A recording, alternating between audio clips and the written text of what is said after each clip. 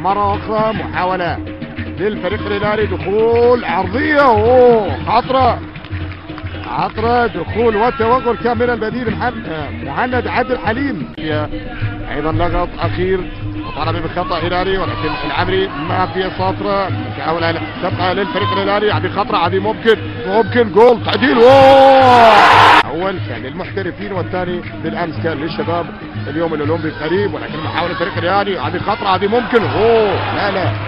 لا للفريق الهلالي الآن تلك اليسرى، تمرير كرة في العمق خطيرة جدا. محاولة مهند عبد الحليم، سددها مهند، ولكن شوف التسديدة من عبد الحليم، التصدي أيضا من فهد الحبيب.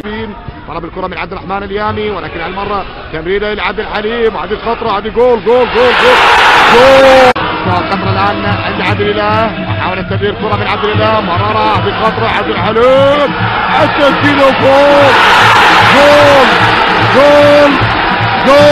ثالث للزعيم.